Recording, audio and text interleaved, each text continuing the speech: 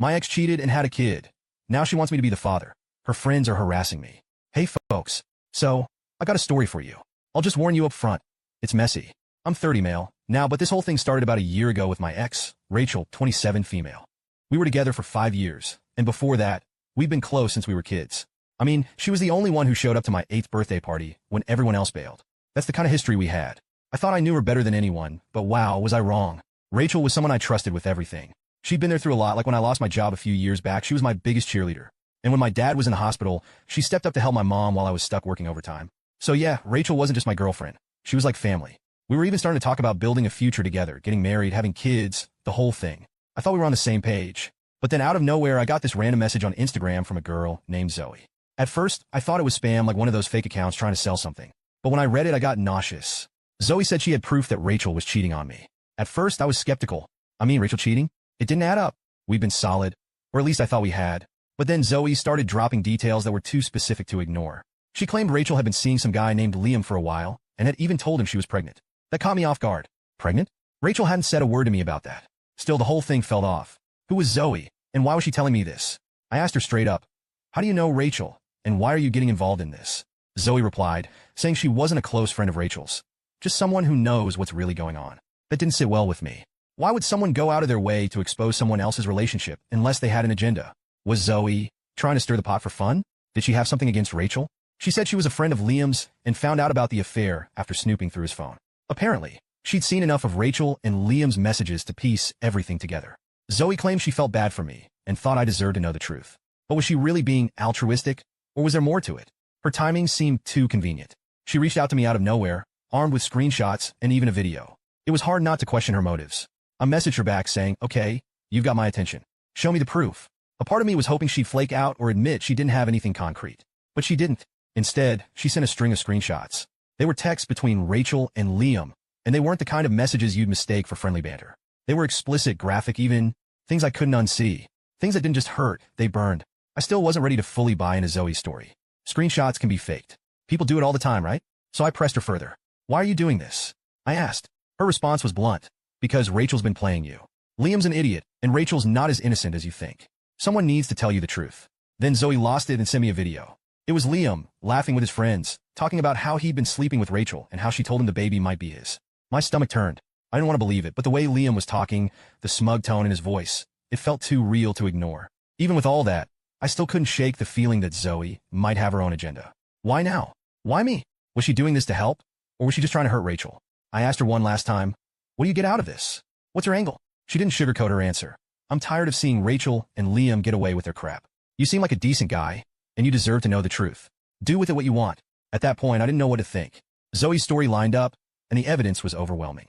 But I couldn't shake the feeling that I was just a pawn in someone else's game. Was she telling the truth? Or was she out to ruin Rachel for reasons I didn't fully understand? I saved everything Zoe sent me. The screenshots, the video, her messages explaining how she knew Rachel and Liam. Whether or not I fully trusted her, I couldn't deny the weight of the evidence. Every screenshot chipped away at the Rachel I thought I knew, and every second of that video hammered home the reality I didn't want to face. I stared at my phone, my mind spinning. I wanted to throw it across the room, to make all of it disappear. But that wouldn't change anything. I kept scrolling through the messages, hoping for something, anything that would make it all make sense. But nothing did. The Rachel I thought I knew, the one who'd been my partner, my safe place, wasn't real. She'd been lying to me, sneaking around with Liam, all while pretending we were building a future together. And Zoe, whoever she really was, had blown the lid off it all. Whether she was a friend, an enemy, or just someone who wanted to stir the pot, I couldn't ignore what she'd shown me. It didn't make the betrayal hurt any less, but at least now I knew the truth, or at least I thought I did. Rachel was out visiting her parents when all this went down, which gave me some time to think. I packed up her things, everything she'd left at my place, and put it in the trunk of my car. I wasn't sure how I'd confront her, but I knew I had to.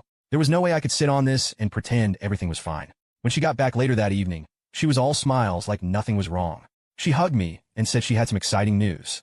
She told me she was pregnant, and I felt my blood boil. I had to fake a smile and act like I was thrilled. I told her we should go out to celebrate, and she thought it was a great idea. Instead, I drove her to her parents' house. The whole ride, she kept asking why we were going there, and I just said, we'll talk when we get inside. I needed her mom there for this because I knew Rachel was about to go full denial mode, and I wanted a witness.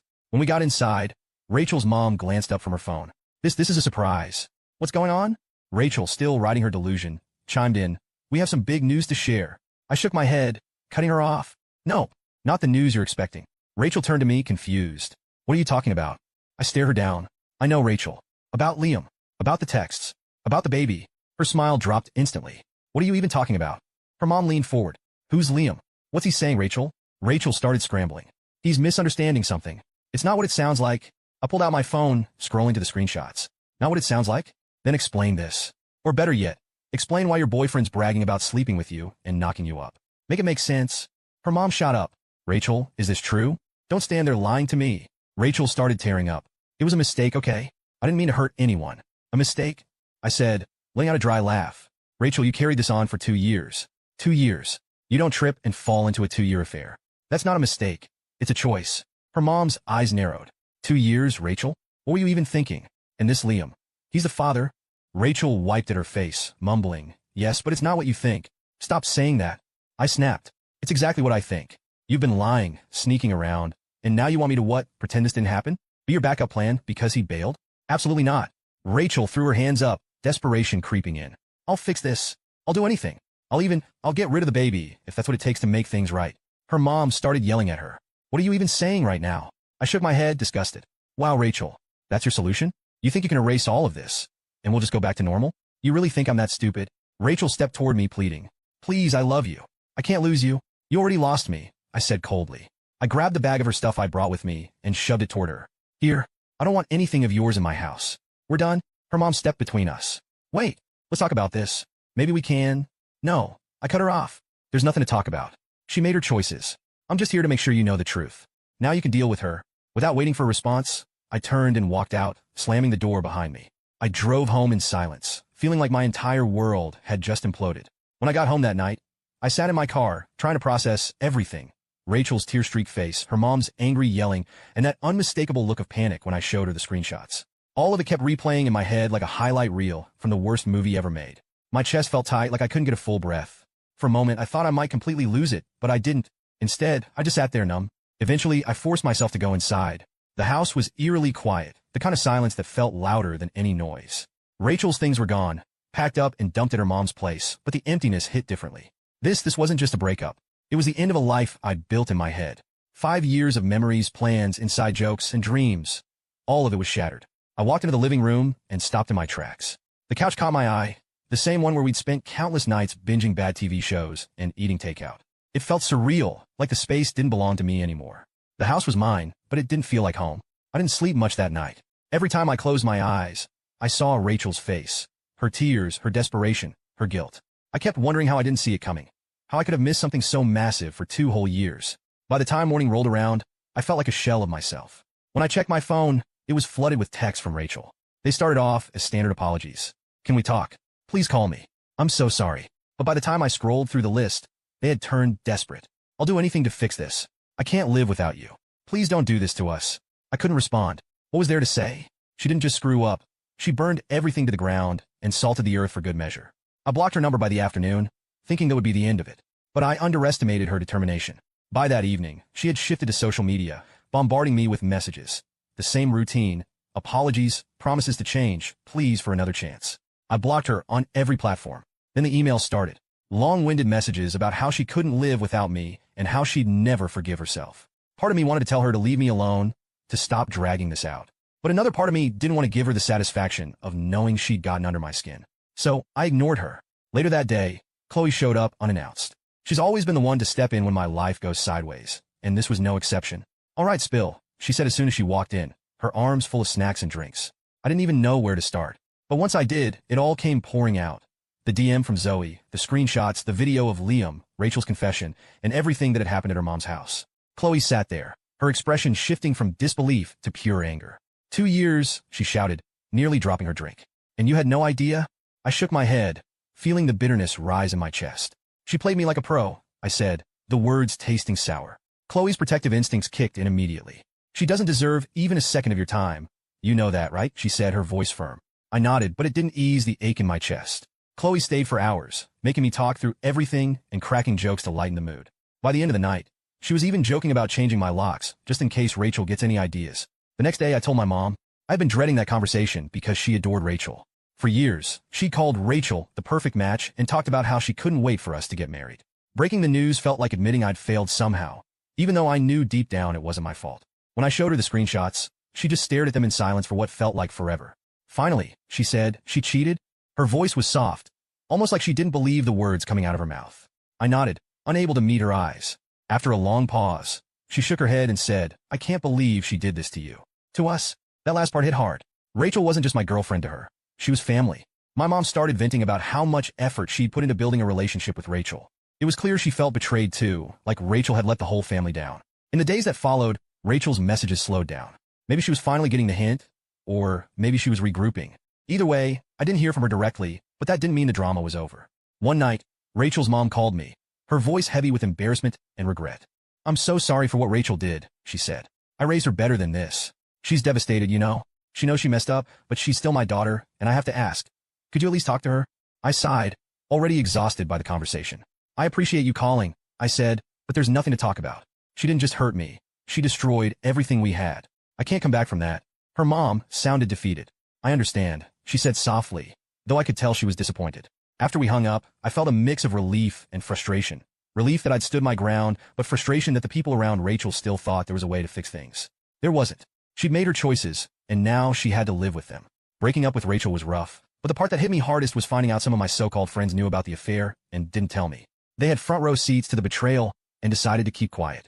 It wasn't just Rachel who stabbed me in the back. It felt like a whole group of people I trusted had turned against me. I found out through bits and pieces after the breakup. One friend, Sam, slipped up during a conversation a few weeks later. He mentioned how he always thought Rachel and Liam had too much chemistry. Too much chemistry? I said, incredulous. What the hell does that even mean? I pressed him, and it turned out he had seen them getting a little too cozy at a party months before I found out. You didn't think to tell me? I asked. I didn't know for sure, he stammered, and I didn't want to stir up drama if it was nothing. I didn't take that excuse. If the roles were reversed, I'd have told him in a heartbeat. It felt like everyone had just decided I wasn't worth the hassle of honesty. It wasn't just Sam, either. A couple of mutual friends admitted they'd heard rumors, but didn't think it was their place to get involved. Their silence felt like another layer of betrayal. If that random girl hadn't slid into my DMs out of nowhere, I'd probably be raising a kid that's not even mine, thinking I'm some stand-up dad while she kept sneaking around with her side guy. Anyway, fast forward a year, and I was finally starting to move on. I'd started to feel like myself again. I was going out with friends who actually cared about me, focusing on work, and even dipping my toes into dating. Life wasn't perfect, but it was stable, and I was okay with that. Then, recently, out of nowhere, Rachel messaged me.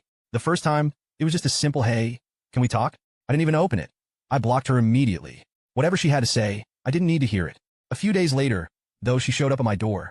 I saw her through the doorbell camera before she even rang the bell, and I won't deny she looked awful. Messed up. Part of me almost didn't recognize her.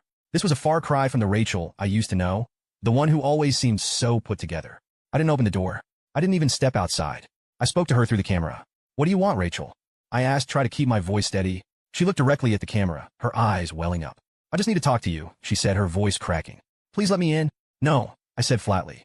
You've got no business being here. Say what you need to say, and then leave. She started crying, which, I'll admit, made me feel a little uncomfortable. But then she said Liam had ghosted her. Apparently, he disappeared shortly after their kid was born, leaving her to handle everything on her own. To make matters worse, her parents had kicked her out, saying they were tired of cleaning up her messes. I don't know where else to go, she sobbed. I thought maybe you could help me. That was it. I felt whatever pity I had bubbling up vanish in an instant. Help you? I repeated, my voice dripping with disbelief. You want me to help you take care of the kid you had with the guy you cheated on me with? Are you serious right now? Please, she begged. I don't have anyone else. I stared at her through the camera, trying to process the audacity of what she was asking. This was the same woman who lied to my face, betrayed me for 2 years, and expected me to pick up the pieces of her broken life like nothing happened. Rachel, I said, my voice cold, you made your choices. You chose Liam. You chose to lie. And now you're dealing with the consequences. That's not my problem. It hasn't been my problem since the day I packed your things and drove you to your mom's house. She started crying harder, but I wasn't moved. You need to leave, I said firmly. And don't come back. Don't message me. Don't call me. As far as I'm concerned, you don't exist anymore. For a moment, she just stood there, looking at the camera like she was waiting for me to change my mind. When I didn't, she finally walked away, still sobbing. After she left, I sat down on the couch, my mind racing. Part of me felt guilty for being so harsh, but another part felt like it wasn't harsh enough. What did she think was going to happen? That I'd open the door, hug her, and agree to play dad to Liam's kid? The audacity was unbelievable. Over the next few days, I kept expecting her to show up again or send someone else to plead her case, but she didn't. Instead, I started getting messages from her friends. Rachel's struggling, and you won't even help her, one read. You're really just going to abandon her after everything you two had? Said another. I ignored them at first, but they kept coming. It was like her friends were trying to guilt me into taking her back. They called me heartless, selfish, and every other name you can think of. Some of them even brought up our history, saying I owed it to her because of all the years we'd spent together. But here's the thing. Rachel wasn't just someone I dated for 5 years. She was someone who betrayed me in the most personal way possible. She didn't just hurt me. She tore apart my trust and left me questioning everyone around me. I didn't owe her anything, and I wasn't about to let anyone make me feel otherwise. By the end of the week, I'd blocked every one of her friends who had messaged me. I didn't have the energy to argue with people who clearly didn't care about what I'd been through. If they wanted to support Rachel, that was their choice, but I wasn't going to be part of it. That chapter of my life was over, and no amount of guilt tripping was going to drag me back into it. However, Rachel didn't stop. Neither did her friends. After she showed up at my door and I shut her down, it was like a switch flipped. They doubled down, flooded my socials, calling me names and throwing guilt trips left and right. "You're such a coward for leaving Rachel when she needs you most," one message read. Another said, "You're less of a man for not stepping up." The entitlement in their words was mind-blowing. Some of Rachel's friends even started leaving nasty comments on my work profile, where I'd shared some professional achievements. That was my breaking point. I started documenting everything. Screenshots of messages, voice recordings of phone calls, even the fake accounts they were using to harass me. It was exhausting, but I had this gut feeling things were going to get worse before they got better, and I wanted to be ready. And I was right. Rachel found a way to throw another wrench into my life. I was sitting at my desk at work when I got a call from an unknown number. Normally, I'd let it go to voicemail, but something told me to answer. On the other end was a man who introduced himself as Rachel's lawyer. I froze for a second. Rachel's lawyer? What could she possibly want now?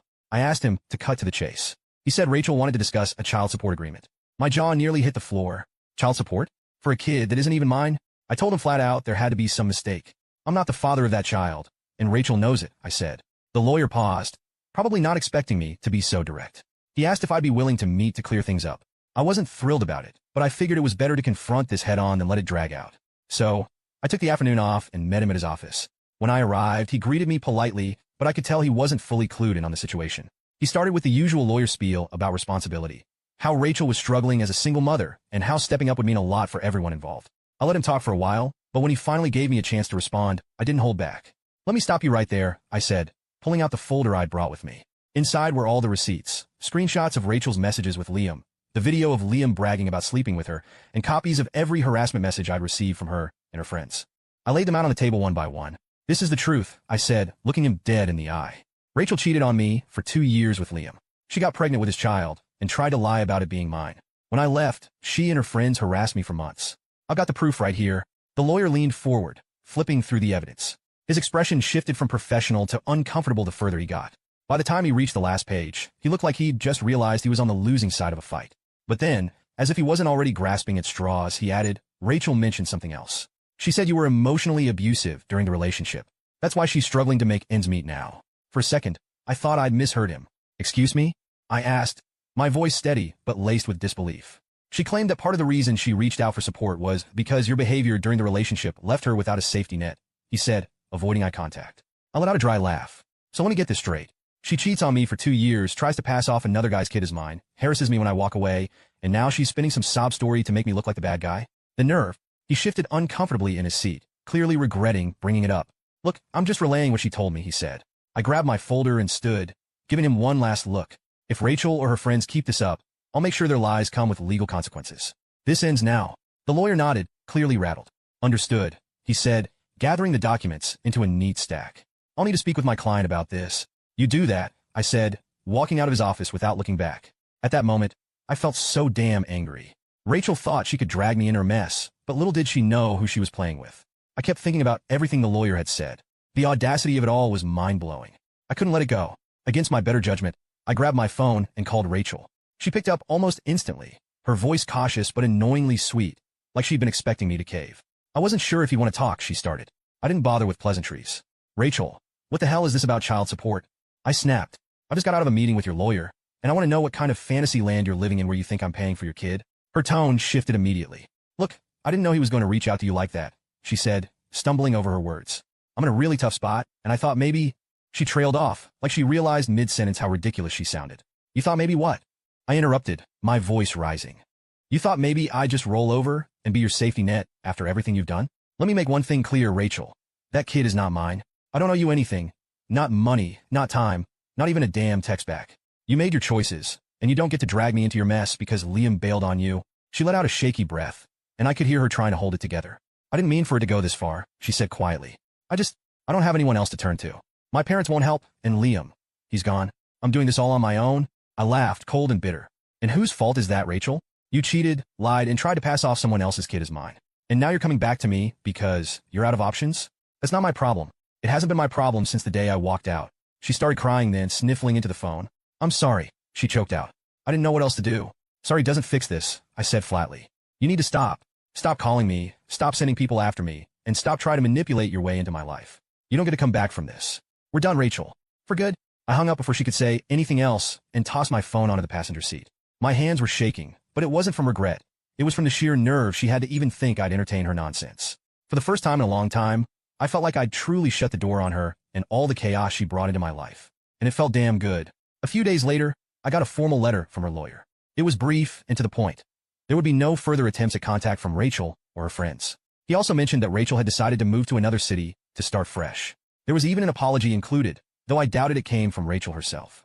When I read the letter, I didn't feel vindicated or triumphant. I just felt relief. The chapter with Rachel was finally, officially closed. There would be no more messages, no more harassment, no more lawyers trying to guilt me into taking responsibility for a child that wasn't mine. So the drama had finally quieted down, but rebuilding trust, that was the real challenge. Every time I met someone new, the thought lingered. What if they're hiding something too? But I wasn't going to live in paranoia.